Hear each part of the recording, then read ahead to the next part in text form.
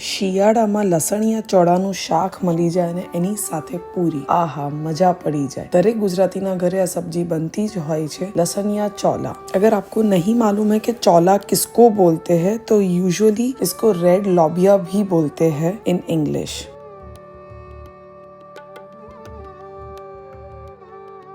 સૌથી પહેલા એક કડાઈમાં તેલ લઈશું, એમાં ઘણી બધી રાઈ,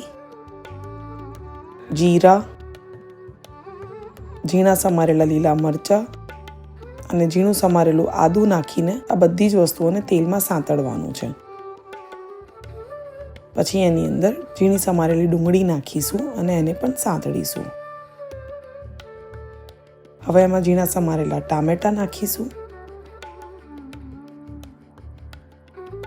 અને શિયાળામાં લીલા લસણ વગર તો કોઈ પણ ડિશ અધૂરી છે, એટલે ઘણું બધું લીલું લસણ, મસાલામાં મીઠું, હળદર, લાલ મરચું, ધાણા જીરું, આ બધા જ મસાલા કરીને અને એને એકદમ સરસ રીતે સાંતળવાનું છે, થોડું તેલ છૂટું પડે ત્યાં સુધી। પછી એની અંદર બાફેલા ચોળાને એડ કરીશું। ચોળાને મેં 2 થી 3 કલાક પલાળીને પછી એને બાફી લીધા છે, લગભગ 6 થી 7 સીટી પડે ત્યાં સુધી। ચોળા નાખ્યા પછી એની અંદર દહીં નાખીશું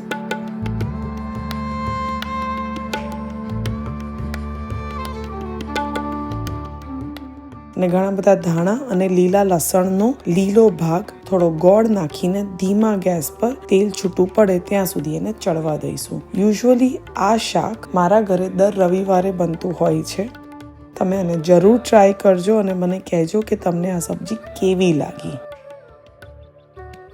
અરે વાહ, એટલી બધી સરસ સુગંધ આવી રહી છે અને તેલ એકદમ સરસ છૂટું પડી ગયું છે। તો બસ ગરમા ગરમ ચોળાને તમે પૂરી સાથે સર્વ કરી શકો છો, ભાત સાથે સર્વ કરી શકો છો, પણ મને પૂરી સાથે બહુ જ ભાવે છે એટલે હું અત્યારે પૂરી સાથે એન્જોય કરું છું।